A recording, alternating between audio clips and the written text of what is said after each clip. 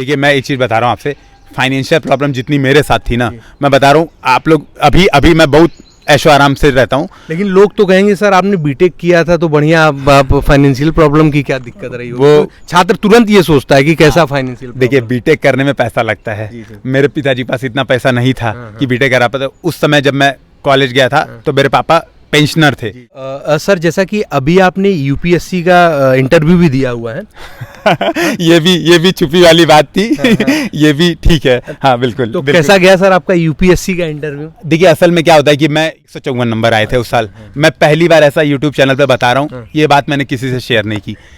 Even 2022 वाले में मैंने फिर से इंटरव्यू दिया। 2022 वाले, ये भी बात मैंने अभी तक कहीं शेयर नहीं की है। यहाँ पे ये भी बात बता रहा हूँ कि 2022 वाले में फिर से मैंने इंटरव्यू दिया था। पीसीएस 2022 का इंटरव्यू ले रहे हैं, चयनित लोगों का इंटरव्यू ले रहे हैं, और ये कोई ऐसा प्रमोशन वगैरह का वीडियो नहीं, आप स्वतः उन चयनित जो लोग हैं डिप्टी एसपी एसडीएम, उनके माध्यम से भी यदि आप वीडियो देख रहे हैं तो वो स्वतः ही बोलते हैं उसमें कि हमने यूपीएससी हिंदी के माध्यम से वहाँ पे मेंस आंसर राइटिंग करी थी, सारी चीज़ें कई बार और कई वीडियो में आप सभी लोग देखिएगा, वहाँ बोला गया। चीज़ डिस्कस कर लेंगे, जैसा कि छात्रों के बीच में ये चीज़ है कि पीसीएस 2020 में आप अंतिम रूप से चयनित हो चुके थे, फिर भी आपने उस एग्ज़ाम मतलब उसमें ज्वाइन नहीं किया, इसके पीछे क्या रीज़न था, क्या इसको कुछ थोड़ा एक्सप्लेन करें? नमस्कार दोस्तों, यूपीपीएससी डेली न्यूज़ में आप सभी लोग का स्वागत है। दोस्तों आज का जो वीडियो है वो काफ़ी स्पेशल होने वाला है आप सभी लोगों के लिए, पीसीएस 2023 के पर्पज़ से। आपका आज से यदि आप हमारा वीडियो देख रहे हैं, 14 अप्रैल है, तो आप ये जान के चलिए कि 30 दिन आपका पूरा स्ट्रेटेजी का जो वीडियो है, गौरव त्रिपाठी सर हमारे साथ बैठे हुए हैं। जैसा कि आपको पता है इन्होंने पीसीएस 2022 में अंतिम रूप से अपना चयन हासिल किया था, और साथ ही में आप सभी लोगों को पता है कि यूपीएससी हिंदी यूट्यूब चैनल के माध्यम से काफ़ी छात्रों के लिए लगे रहते हैं और आगे अपना प्रोसेस किए रहते हैं। सर को सबसे पहले तो हमारे चैनल पे आने के लिए बहुत ढेर सारी शुभकामनाएं देते हैं और आपको बहुत धन्यवाद। सभी को जय हिंद, बहुत बहुत आभार आपका। सर तो आज हम लोग अपने व्यूअर से आपके माध्यम से गाइड करने का मौका मिल रहा है, तो ये बहुत अच्छी और सौभाग्य की बात है। तो सर आज आप क्या सर हमारे जो छात्र हैं जो जुड़े हुए हैं उनको क्या आज आप गाइड करेंगे सर, इसके विषय में कुछ देखिए जो 2023 का अभी प्रीलिम्स एग्जामिनेशन होने वाला है उसमें अभी लोग बहुत प्रेशराइज फील करते हैं, तो मैं यही सोच रहा था कि आपके माध्यम से डिस्कशन कर देता हूं कुछ 30 दिनों में क्या स्ट्रेटजी होगी कि आपका प्रीलिम्स आराम से हो जाए। अच्छा सर, ये सारी चीज़ डिस्कस कर लेंगे, जैसा कि छात्रों के बीच में ये चीज़ है कि पीसीएस 2020 में आप अंतिम रूप से चयनित हो चुके थे, फिर भी आपने उस एग्ज़ाम मतलब उसमें ज्वाइन नहीं किया, इसके पीछे क्या रीज़न था, क्या इसको कुछ थोड़ा एक्सप्लेन करें? देखिए इसके पीछे 2-3 मेरे रीज़न थे, उस समय के रीज़न थे। जो पहला मतलब उस समय का रीज़न ये था कि उस समय मेरा फोकस यूपीएससी था पूरी तरह से। मुझे लगता था कि मुझे आईएएस बनना है और आईएएस के अलावा मुझे कोई और चीज़ नहीं चाहिए। दूसरी चीज़ थी कि चूँकि मैं आईआईटी से निकला हुआ था, तो मुझे लगता था कि यार आईआईटी से निकलने के बाद, और जो हमारे यहाँ की सोसाइटी भी थी ना उसमें यही था कि आईआईटी से निकलने के बाद अरे पीसीएस, इतनी बढ़िया जॉब छोड़ के पीसीएस, तो थोड़ा सा निगेटिव इम्पैक्ट आता था, तो प्रेशर में भी मैंने छोड़ दी थी। तो प्रेशर वाली भी बात थी कि, और तीसरी चीज़ थी जो मुझे पोस्ट मिली थी वो डिस्ट्रिक्ट यूथ वेलफेयर ऑफिसर थी, तो मुझे लगा यार यूथ का वेलफेयर तो अदर तरीके से भी किया जा सकता है, तो जरूरी नहीं कि आप केवल, क्योंकि मुझे ये पता था अगर मैं उस पोस्ट में बंध गया तो मैं फिर जो क्षमता रखता हूँ वो काम मैं नहीं कर पाऊंगा। फिर मैं केवल एक नौकरी, जो मुझे पैसे मिलेंगे है ना, रिस्पेक्ट मिलेगा, बस केवल वो नौकरी कर पाऊंगा, और जो अपने अंदर की क्षमता है वो सही से नहीं दे पाऊंगा। और सर हम आपसे एक चीज़ और जानना चाहेंगे आपकी एजुकेशनल बैकग्राउंड के विषय में, क्या आपका एजुकेशनल लाइफ कैसा रहा है, कैसे आपने कब सोचा कि आपको सिविल सर्विस में जाना चाहिए और फिर आप लगे छात्रों को सिविल सर्विस में सफल कराने में, तो इसके लिए कुछ बताएं सर। देखिए मैंने बेसिकली 2018 में अपना IIT रुड़की से बीटेक कंप्लीट किया था, ठीक है, मैकेनिकल इंडस्ट्रियल इंजीनियरिंग मेरी ब्रांच थी। वहीं पे मुझे सेकेंड ईयर में ही लग गया था कि मुझे अब सिविल सर्विसेज करना है, क्योंकि माहौल ऐसा हो गया था, और जब मैं जाता था वहाँ पे भी जैसे बहुत सारे इवेंट्स होते थे, एनजीओज़ के साथ हम लोग जुड़ते थे, उन्नत भारत अभियान था, गवर्नमेंट की स्कीम थी, वहाँ पे बहुत सारे लोगों से जुड़ते थे, तो ऐसा लगता था यार गवर्नमेंट में काम करने में अलग मज़ा है। इन लोगों के साथ जुड़ने में बड़े बड़े ऑफिसर्स आते थे, जैसे मुझे याद है डॉक्टर अनिल स्वरूप आए थे, तो डॉक्टर अनिल स्वरूप जो कि कोल सेक्रेटरी थे उस टाइम, तो वो बता रहे थे कि कैसे कैसे उन्होंने इंडिया में जो कोल का पूरा प्रोसेस है वो चेंज कर दिया, जो नई स्कीम आई थी शक्ति, उसके बारे में डिटेल में, तो मैं उनसे 1-to-1 मिल रहा था। तो मैंने उनसे पूछा कि ये बताइए अगर मान लीजिए आप अगला जन्म लेते हैं, मैंने उनसे यही क्वेश्चन पूछा था कि आप मान लीजिए अगला जन्म लेते हैं तो आप कौन सी नौकरी करना चाहते हैं, तो उन्होंने कहा कि मैं फिर से आईएएस ही बनना चाहूँगा।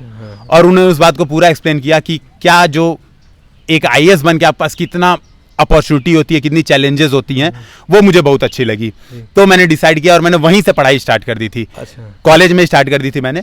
फिर जब 18 में अपना बीटेक कंप्लीट किया तो उसी साल मैंने प्रीलिम्स दिया था। जी, जी। तो बेसिकली कॉलेज से निकलने के 30 दिनों के बाद, और प्रीलिम्स मेरा बहुत बढ़िया से हो गया।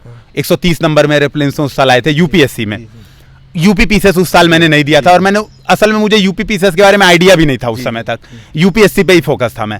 प्रीलिम्स निकल गया, लेकिन मेंस में कुछ कारणों से रुक गया। सही से तैयारी नहीं थी, बेसिकली यही कारण होता है।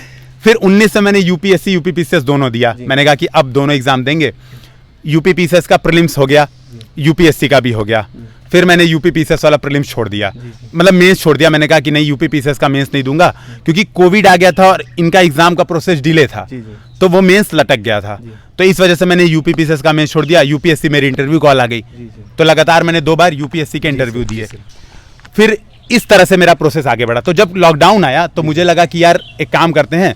देखिए, जो मैंने स्टार्ट किया था जो गाइडेंस देना, वो कुछ लोग जो मुझे जानने वाले थे वो कहते थे कि सर आप, वो सर बोलते थे स्टार्टिंग से ही, जो मेरे जूनियर्स थे कॉलेज के, उन्होंने कहा सर कुछ गाइडेंस दीजिए, पढ़ाइए, हम लोग को भी कोविड में कुछ गाइडेंस नहीं मिल रहा है, हमारी भी हेल्प हो जाएगी।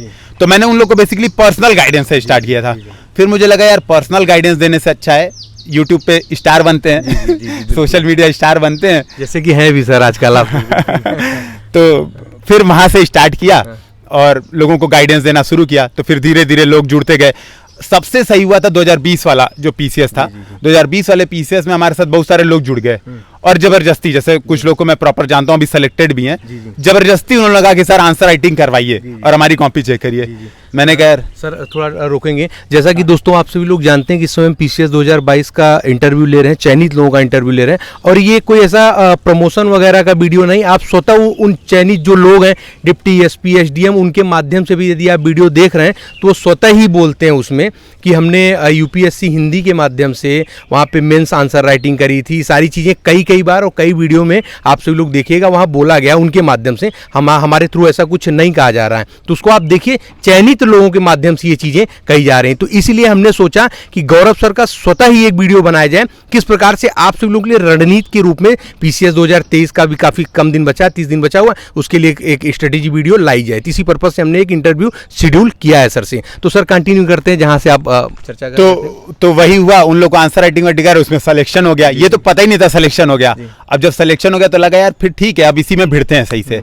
फिर उसमें भिड़े, फिर इंटरव्यू अपना भी साथ साथ में, फिर लगा कि ठीक है एक काम पे फोकस करते हैं। तो अब हम लोग पूरी तरह से उतर गए कि ठीक है गाइडेंस देते हैं। और इस बार आप लोग के सपोर्ट से, देखिए सीधी बात है, आप लोग ने इंटरव्यू लिया और आप लोग के चैनल पे हम लोग ने देखा कि भाई जो एसडीएम सेलेक्ट हुए, डीएसपी सेलेक्ट हुए, वो नाम बता रहे हैं। तो हमें लगा कि ये तो बहुत मतलब खुशी की बात है, अच्छी की बात है। हम लोग को भी सर ये अच्छा लगता था कि आप लोग के लोग जुड़ करके अच्छा सेलेक्ट हो रहे हैं। सर ये जानना चाह रहे हैं कि आपने फिर उसके बाद यूपी पीसीएस में कितने अटेम्प्ट दिए अभी मेंस को लेकर के? देखिए मैंने यूपी पीसीएस में 19 से लेके लगातार अटेम्प्ट दिए। 19, 20, 21, 22 4 साल मैंने अटेम्प्ट दिया। 19 वाला मैंने मेंस छोड़ दिया था। 20 वाले में सेलेक्ट हो गया तो मैंने वो छोड़ दिया, जॉब छोड़ दी। 21 वाला मैं मेंस दिया था, 21 वाला मेंस, तो मैं बेसिकली उस समय तैयारी नहीं कर रहा था, तैयारी मैं छोड़ चुका था, और मैंने ऑप्शनल चेंज किया था यूपीएससी के लिए। हिंदी लिटरेचर लिया था तो मेरे नंबर बहुत खराब आए थे, मतलब हिंदी लिटरेचर ऑप्शनल में मेरे 154 नंबर आए थे उस साल। मैं पहली बार ऐसा यूट्यूब चैनल पे बता रहा हूँ, ये बात मैंने किसी से शेयर नहीं की। इवन 2022 वाले में मैंने फिर से इंटरव्यू दिया। 2022 वाले, ये भी बात मैंने अभी तक कहीं शेयर नहीं की है, यहाँ पे ये भी बात बता रहा हूँ कि 2022 वाले में फिर से मैंने इंटरव्यू दिया था।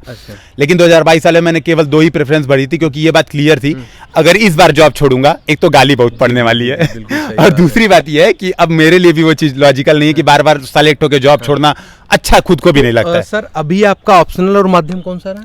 अभी मेरा ऑप्शनल देखिए है हिंदी लिटरेचर। तो अब तो यूपी पीसीएस से ऑप्शनल हट गया। अभी था मतलब 22 वाले में ये था। हाँ 22 वाले में हिंदी लिटरेचर। माध्यम कौन सा था? हिंदी माध्यम। मेंस पूरा हिंदी माध्यम में था, तो ये था। और सर अभी आपको पता है कि यूपी पीसीएस से ऑप्शनल हट भी चुका है, तो इसके लिए आगे की आप क्या रणनीति रख रहे हैं अपनी तरफ से? देखिए ऑप्शनल हट गया है, तो अब चीज़ ये है कि देखिए पहले मेरा क्या होता था, पहले वर्सेस नया मैं थोड़ा सा डिफरेंस बता रहा हूँ। पहले ये था कि मैं यूपीएससी की तैयारी करता था, तो ऑप्शनल सब उसी में कंप्लीट हो जाता था। अभी क्या, अब 2 नए पेपर आ गए यूपी वाले, और अब यूपी वाले पे एकदम भिड़ना है। यूपी का नया सिलेबस आया है, इसमें जो मेरी रणनीति ये रहेगी कि भाई जो प्रीवियस ईयर क्वेश्चन में आए हैं प्रश्न, उनको देख देख के ऑप्शनल के जो नया सिलेबस आया है, जितने पॉइंट्स हो सकते हैं सब पे हिसाब से मैटर तैयार करवाएंगे उस पे। हाँ वो तो ठीक है, मैं तो हम लोग मान लीजिए करवाएंगे ही। जो स्टूडेंट्स है, जैसे मैं अगर मान लीजिए मैं कोचिंग के किनारे हट के अगर देखता हूँ, कोचिंग को अलग करके अगर देखता हूँ, तो मैं ये करता खुद कि मैं हर टॉपिक पे 2-2 क्वेश्चन बना लेता। तो जैसे पेपर नंबर 5 में 22 टॉपिक हैं, पेपर नंबर 6 में 23 टॉपिक हैं, 45 टॉपिक, तो मान लीजिए आप 200 क्वेश्चन मान लीजिए, उनकी आंसर तैयार कर लेता, हो गई तैयारी कंप्लीट। सर जैसा कि अभी आपने यूपीएससी का इंटरव्यू भी दिया हुआ है ये भी छुपी वाली बात थी। ये भी ठीक है, हाँ बिल्कुल। तो बिल्कुल। कैसा गया सर आपका यूपीएससी का इंटरव्यू? देखिए असल में क्या होता है कि मैं ये बात इसलिए शेयर भी नहीं कर रहा था क्योंकि क्या होता है कि वो मेंटल प्रेशर सबके ऊपर क्रिएट होता है, और मैं भी एक इंसान तो हुई, है ना, तो मेंटल प्रेशर मेरे ऊपर भी बहुत ज़्यादा क्रिएट होता था, इसलिए मैंने किसी से ये भी बात शेयर नहीं की थी। बेसिकली देखिए इंटरव्यू बहुत अच्छे जाते हैं वहाँ पे, क्योंकि वहाँ पे जो बोर्ड बैठा रहता है वो आपसे एक बार भी झगड़ा नहीं करता है, एकदम प्यार मोहब्बत से आपसे बात करता है और बहुत नॉर्मल होता है, लेकिन मार्क्स नहीं अच्छे आते हैं। सर ये यूपीएससी का आपका कौन सा अटेम्प्ट है? यूपीएससी का मेरा चौथा अटेम्प्ट था और तीसरा इंटरव्यू था। तीसरा इंटरव्यू? हाँ, लगातार तीसरी बार इंटरव्यू था, तो ये था। अब सर हम लोग डिस्कस करेंगे अपने यूपीपीसीएस 2023 की प्रारंभिक परीक्षा की रणनीति जो 30 दिन की बची है। हाँ। अभी इसको लेकर के क्या होना चाहिए, छात्रों को क्या पढ़ें, कैसे पढ़ें, वो सारी चीजें आप गाइड करें सर। देखिए मैं इसमें 2-3 चीज़ों में अपने हाँ, तो देखिए जैसे इसमें मैं 2-3 स्टेप में स्ट्रेटजी बताऊंगा। पहली जो सबसे महत्वपूर्ण बात है वो ये है कि आपने पूरे साल पढ़ाई की है भाई। ऐसा तो नहीं आज जगे हैं कि अब मुझे यूपीपीसीएस का प्रीलिम्स देना है ना, और आपने आज फॉर्म भर दिया। आपने पूरे साल पढ़ाई की है, तो सिंपल सी बात है, आप सबसे ज़्यादा जरूरी है वो कॉन्फिडेंस। अभी आधे बच्चे 50% बच्चे इस बात पे मार खा जाते हैं कि उनको डर लगता है कि अरे मेरा प्री नहीं होगा तो मेरा क्या होगा, मेंस नहीं होगा तो मेरे साथ क्या होगा। अभी कॉन्फिडेंस एकदम हाई रखिए कि मैं ही, अगर एक बच्चे का सिलेक्शन होगा तो वो मैं हूं जिसका प्री होगा। पहली बात ये। दूसरी बात, अभी जो दूसरे नंबर पे देखिए पढ़ाई का सोर्स और सब बताते हैं, मैं थोड़ा सा इसको अलग डायरेक्शन में ले जाना चाहता हूँ। जो दूसरी चीज़ ये है कि पहले आप ये डिसाइड कर लीजिए आप एग्जाम में कितने क्वेश्चन अटेम्प्ट करेंगे, क्योंकि आप नींद से उठ के सीधे एग्जाम में जाएंगे और वहाँ पे आप लगे अटेम्प्ट 150 करने, या आपका 120 करने लगे, या आपने 100 ही अटेम्प्ट किया, तो ये प्रॉब्लम हो जाएगी। नंबर ऑफ अटेम्प्ट कैसे कितने करने हैं, इसका एक सिंपल सा कैलकुलेशन है, द मैथमेटिक्स है। आप पहले चेक कर लीजिए एक पेपर देके अपनी एक्यूरेसी। अगर मान लीजिए आपकी एक्यूरेसी 80% है, एक सिंपल सी बात है, अगर आपकी एक्यूरेसी 80% है तो आप अगर 120 क्वेश्चन भी अटेम्प्ट करते हैं तो 12 96 यानी 96 क्वेश्चन आपके सही हो जाएंगे और 24 गलत हो जाएंगे, तो आपके 88 नेट आ रहे हैं। 88 नेट आ रहे हैं तो आपका प्री क्वालिफाई हो जाएगा, इससे ज़्यादा कट ऑफ नहीं जाएगा। लेकिन मान लीजिए आपकी एक्यूरेसी कम है, 70% ही है, तो आपको नंबर ऑफ क्वेश्चन ज़्यादा अटेम्प्ट करने पड़ेंगे। इस हिसाब से आप सबसे पहले ये डिसाइड कर लीजिए कि मुझे एग्जाम में कितने अटेम्प्ट करने हैं, और इसको चेक करने का सबसे बेस्ट सोर्स है प्रीवियस ईयर क्वेश्चन। 4-5 साल के प्रीवियस ईयर क्वेश्चन बैठ के 2 घंटे में प्रॉपर सॉल्व करने की जरूरत है। तो ये जो दूसरा स्टेप है वो ये है, उससे डिसाइड कर लेना है कि कितने क्वेश्चन मुझे एग्जाम में अटेम्प्ट करना है। तीसरी बात है जो करंट अफेयर्स, क्योंकि करंट अफेयर्स में 30, 35, 40 क्वेश्चन आ जा रहे हैं, और वो छोड़ के जाना मतलब बर्बादी।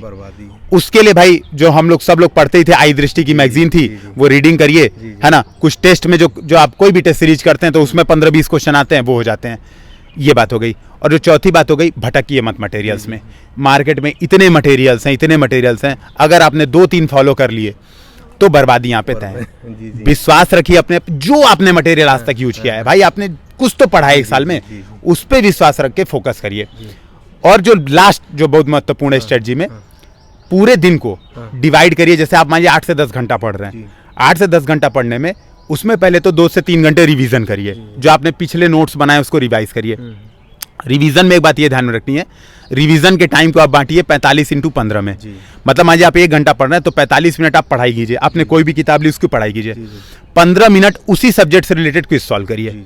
तो जैसे आपके पास प्रीवियस ईयर क्वेश्चन है, मान लीजिए आप मीडिएवल हिस्ट्री अभी पढ़ रहे हैं, आप रिवीजन कर रहे हैं, तो 45 मिनट आपने मीडिएवल हिस्ट्री पढ़ी, 15 मिनट उसी का प्रीवियस ईयर क्वेश्चन सॉल्व करना है। उससे आपका दिमाग एकदम फोकस रहेगा। इधर उधर डर जो नहीं हो रहा है कि भाई प्रेशर आ रहा है एग्जाम का, डर रहे हैं हम, है ना, टेंशन हो रही है, वो टेंशन खत्म हो जाएगा। तो ये काम आप कर सकते हैं, ठीक है।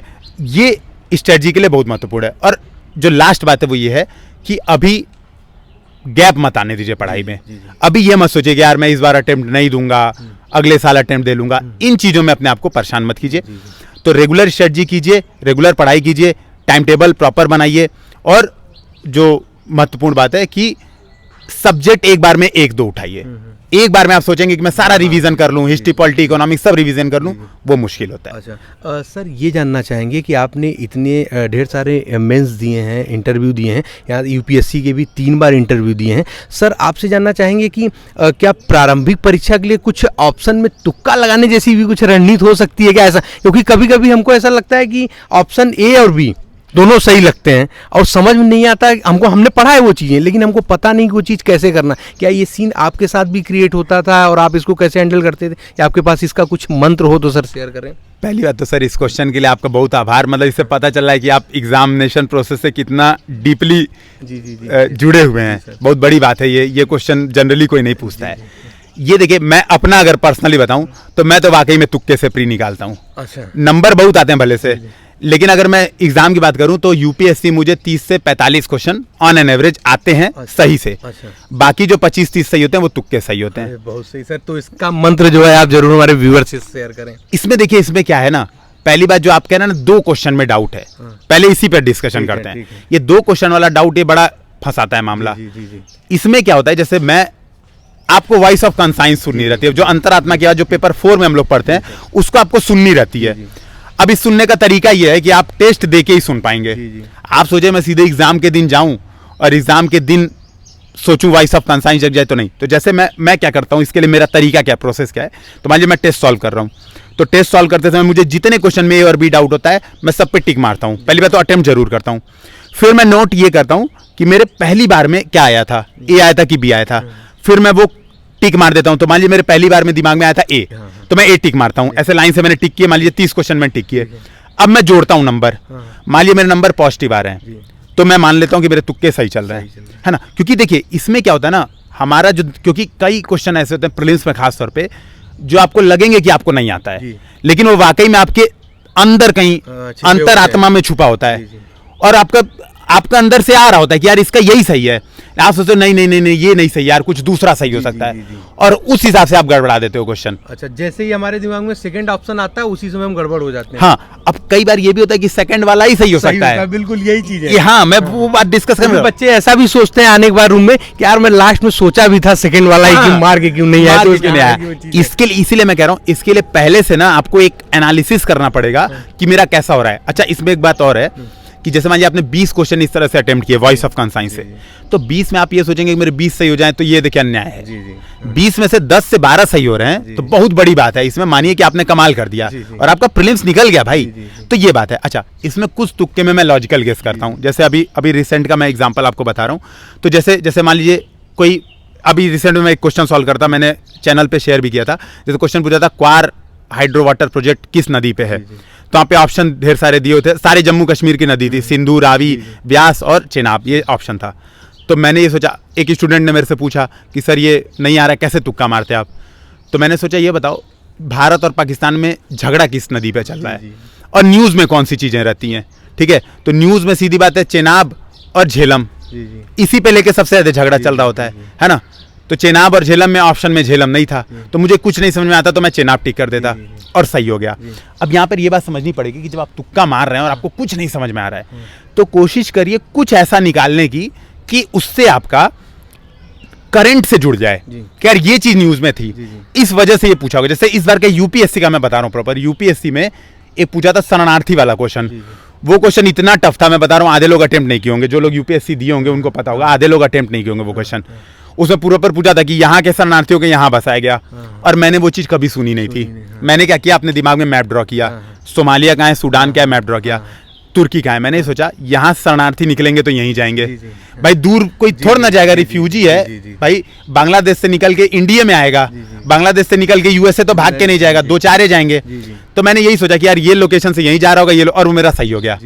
तो तुक्के के लिए आप प्रॉपर अगर साइंटिफिक तरीका अपनाते हैं, चीज़ों को सोचते हैं कि यार न्यूज में क्या था, मैप ड्रॉ करिए, सोचिए थोड़ा सा और समय दीजिए।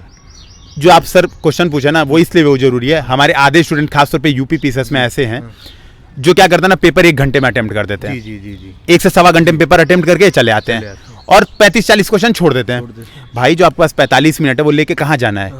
45 मिनट जो आपने क्वेश्चन छोड़े हैं उस पर सोचिए, उसको छोड़िए मत, सोचिए क्या न्यूज में थी, कौन सी ऐसी बात थी जो आप कुछ भी गेस करिए, सोचने की कोशिश कीजिए, अटेम्प्ट कीजिए, तो वो आपके तुक्के सही हो जाते हैं और मेरे इस वजह से सही हो जाते हैं और मेरा हर बार प्री हो जाता है। बाकी भाई पढ़ के तो मेरा प्री कभी ना निकले। अच्छा सर, ये जानना चाहेंगे गौरव सर कि इंटरटेनमेंट लाइफ मतलब कैसी, क्या पढ़ ही रहे हैं सिर्फ की, मतलब क्या है ऐसा कुछ? नहीं, अभी तो देखिए मैं ये भी बात यहाँ पे सही बता रहा हूँ, अब मैंने पढ़ाई लिखाई एकदम छोड़ दी है। पढ़ाई लिखाई छोड़ने का मतलब मैं प्रॉपर ये जो कोचिंग है और बेसिकली लोगों को गाइडेंस है वो सही से दे रहा था, क्योंकि 2 जगह मेरा दिमाग नहीं लग रहा था। इंटरटेनमेंट का ये है कि जैसे मैं इंटरटेनमेंट भी खूब करता हूँ, कोई नई मूवी आती है आप नाम ले लीजिए, मैंने सारी देखी है। मतलब मैं जिम करता हूँ डेली 2 घंटा, मेरा वजन 100 किलो हो गया था, अभी मैंने 83 कर लिया है। तो डेली मैंने 2 घंटा में जिम करता हूँ प्रॉपर, और जिम में मूवीज देखता रहता हूँ, कोई भी रिसेंट आती है सारी देखता रहता हूँ। इसके बाद व्लॉग कर रहा हूँ, आजकल व्लॉगिंग कर रहा हूँ, व्लॉगिंग नया नया अच्छा रस चढ़ा है मुझे। देख रहे थे हम, आप नया मतलब कैमरा लिए हैं, ब्लॉगिंग चल रही है आपकी। ब्लॉगिंग चल रही है, एडिटिंग में आपको पता ही होगा कितना समय लगता है, तो वो सारी चीजें चल रही हैं। तो साइड का काम बहुत सारी, अभी स्विमिंग स्टार्ट करने वाला हूँ अब रिसेंट में। तो देखिए सबसे बड़ी बात है ना, जो आप बहुत, ये भी आपने बहुत अच्छा पॉइंट उठाया, खुश रहना बहुत ज्यादा जरूरी है। आप एक एग्जाम के लिए इतना फ्रस्ट्रेट नहीं हो सकते। आधे स्टूडेंट जो तैयारी कर रहे हैं ना, फ्रस्ट्रेटेड है एग्जाम को लेके कि यार नहीं हो रहा है प्री, कहाँ जाएं, दुनिया डाल रही है, ये भगा रहे हैं। भागिए मत इससे, अपने आप को पहचानिए कि आप अपनी वैल्यू को पहचानिए। तो बस तो सर इस समय आपके यूपीएससी हिंदी की तरफ से निःशुल्क छात्रों के लिए क्या प्रोवाइड कराया जा रहा है, इसके विषय में चर्चा। देखिए हम लोग मेंटरशिप में डेली इस समय प्रीलिम्स के लिए डेली मेंटरशिप की क्लास लेता हूँ। अच्छा। जो इस साल जो लोग प्रीलिम्स दे रहे हैं, कोई भी फ्रस्ट्रेशन है आप शेयर कर सकते हैं टेलीग्राम डिस्कशन ग्रुप पे, मैं खुद वहाँ पे रिप्लाई देता हूँ, किसी और को नहीं, मैं खुद रिप्लाई देता हूँ। दूसरी बात यह है कि जो टॉपर्स बैच हम लोग ने एक लॉन्च किया है, उसमें यह केवल 2022 में जो लोग इंटरव्यू में रह गए थे, इंटरव्यू दिया लेकिन सिलेक्शन नहीं हुआ, जिसमें मैं खुद भी हूँ, तो ये लोग बहुत ज़्यादा फ्रस्ट्रेटेड थे। बहुत सारी कॉल आ रही थी कि सर इतना मेहनत की थी, और वाकई मेहनत बहुत करते हैं। आप सोचिए 8 पेपर लिखा बच्चे ने, हम लोग क्या करते हैं, हम बच्चे को जज करते हैं इंटरव्यू की, बेचारे का सिलेक्शन नहीं हुआ फाइनल लिस्ट में। यार फाइनल लिस्ट में 173 अगर पोस्ट है तो उतने का ही सिलेक्शन होगा, लेकिन जो बच्चा इंटरव्यू तक गया है, प्री निकाला है, मेंस दिया है, उतना एफर्ट किया, उसका सम्मान होना चाहिए। तो हम लोग ने उनके लिए पूरा निःशुल्क स्टार्ट किया है कि मेंस का पूरा जो ध्रुव बैच है उसमें 700-800 क्वेश्चन, जो यूपी स्पेशल नया वाला ऐड हुआ है ना 5 और 6, पूरा फ्री में कराएंगे उनके लिए डिटेल में। 1-to-1 मेंटरशिप रहेगी। जो रश्मि यादव मैम है इस बार एसडीएम बनी है, वो उस बैच में थी। अच्छा। जो 1-to-1 मेंटरशिप था, 5 क्वेश्चन हम लोग देते थे, 5 क्वेश्चन का डिस्कशन करते थे, तो वो उसमें रहेंगे प्रॉपर, है ना। और मतलब रिटेन टेस्ट सीरीज को छोड़ के, देखिए सीधी बात है, क्योंकि रिटेन टेस्ट सीरीज ना कॉपी चेक करना बहुत एफर्ट का काम होता है, तो वो छोड़ के सारी चीज उन लोग के लिए फ्री है। और मेरा खुद का पर्सनल गाइडेंस रहेगा इस बार 1-to-1। तो आप आइए, प्री के लिए भी, प्री की टेस्ट सीरीज, जो क्रैश कोर्स, जो चाहिए भाई तुम बताओ बस, क्योंकि आप लोग जेम हो, आप ही रिजल्ट देने वाले हो, तो बस आप बताओ, सब चीज फ्री आओ। चलिए सर, ये तो बहुत अच्छी चीज है सर। आपका आप ज्यादा समय नहीं लेंगे, 2 और महत्वपूर्ण प्रश्न हमारे हैं। आप के साथ में जब आप सिविल सर्विस की तैयारी में आए, कौन कौन सी कठिन परिस्थितियों का आपको भी सामना करना पड़ा था? देखिए मैं एक चीज बता रहा हूँ आपसे, फाइनेंशियल प्रॉब्लम जितनी मेरे साथ थी ना, मैं बता रहा हूँ आप लोग, अभी मैं बहुत ऐशो आराम से रहता हूँ। लेकिन लोग तो कहेंगे सर आपने बीटेक किया था तो बढ़िया, आप फाइनेंशियल प्रॉब्लम की क्या दिक्कत रही? वो छात्र तुरंत ये सोचता है कि कैसा फाइनेंशियल। देखिए बीटेक करने में पैसा लगता है, मेरे पिताजी के पास इतना पैसा नहीं था कि बीटेक करा पाता। उस समय जब मैं कॉलेज गया था तो मेरे पापा पेंशनर थे, एक्स सर्विस मैंने आर्मी में थे, तो पेंशनर थे। अभी उनकी फिर उसी साल बैंक में जॉब लगी थी, उसी साल उनकी बैंक में जॉब लगी थी। तो फाइनेंशियल कंडीशन हमारी बहुत खराब थी, तो मैंने लोन लिया था लगभग 6-7 लाख रुपए का, जितनी आईटी की फीस थी। जब वहाँ से निकला तो मेरा पीएसयू में हुआ था, मैंने नौकरी नहीं की क्योंकि मुझे श्योर था कि मुझसे, अच्छा मेरे अंदर कॉन्फिडेंस बहुत बचपन से हाई रहा है, तो मैं सोचता था मेरा फर्स्ट अटेम्प्ट में हो जाएगा, तो इसलिए मैंने वो नौकरी छोड़ दी थी। अब उसमें हुआ नहीं। अब मैं ऐसी फाइनेंशियल क्राइसिस में गया कि जब मेरा पहली बार यूपीएससी का इंटरव्यू था ना, तो मेरे पास सूट खरीदने का पैसा नहीं था। फिर मैंने क्या किया, एक हमारे गोरखपुर में ही कोचिंग थी, तो वहाँ गया, मैं वहाँ पे पढ़ाया, तो मुझे 30-35 हज़ार रुपये मिले। तब मैं वहाँ से सूट वूट खरीदा और दिल्ली गया। तब ये इतनी बुरी कंडीशन थी। और लोन का ये था कि लोन वाले रोज, बैंक वाले रोज कपारे पे चढ़ जाते थे कि पैसा जमा करो, क्योंकि वो एनपीए हो गया था। किसी तरह से उस सिचुएशन से बाहर निकला लड़के, मतलब प्रॉपर।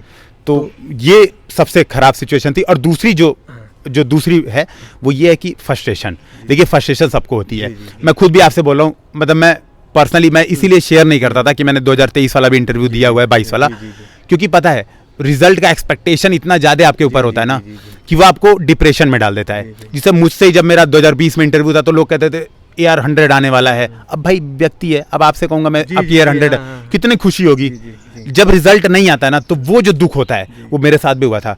इस वजह से मैंने कहा यार अपनी पर्सनल लाइफ पर्सनल रखूंगा, प्रोफेशनल लाइफ प्रोफेशनल रखूंगा और इस तरह से काम करूंगा। तो ये 2 चीज।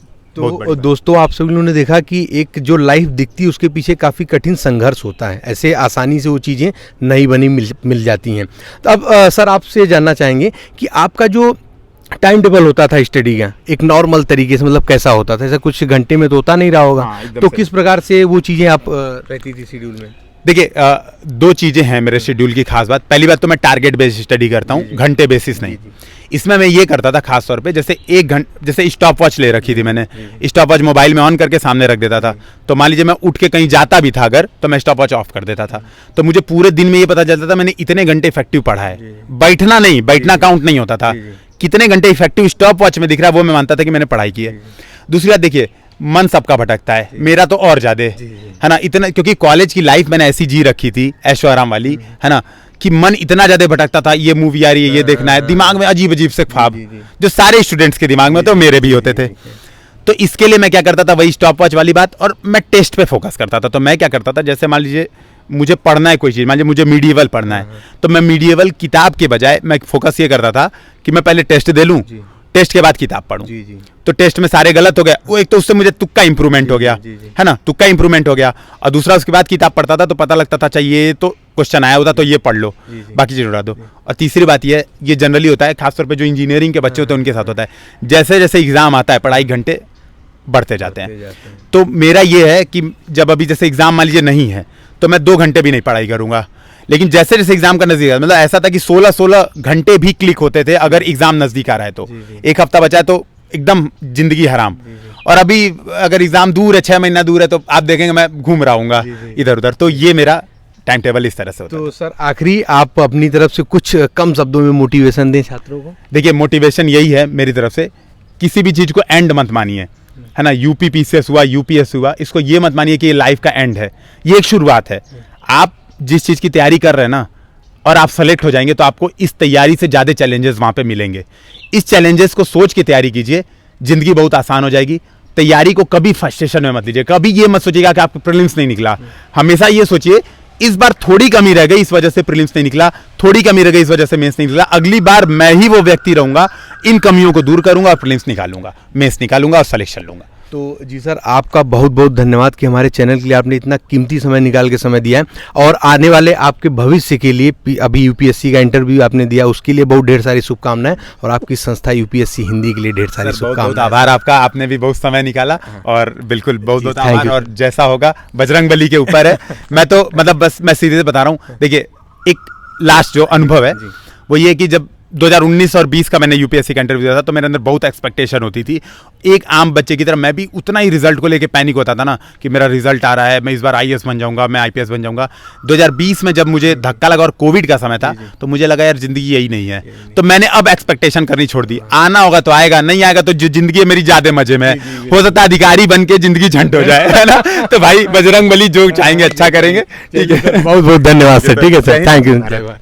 तो जी हाँ दोस्तों, जो भी चैनल पर नया हो चैनल को सब्सक्राइब करने के साथ साथ बेल आइकन जरूर प्रेस कर दें, ताकि उत्तर प्रदेश लोक सेवा आयोग भर्ती विभाग तरफ से कोई भी महत्वपूर्ण अपडेट हो आप सभी लोगों से मिस ना होने पाए। चलिए मिलते हैं अगले वीडियो में, तब तक के लिए जय हिंद, जय भारत, नमस्कार।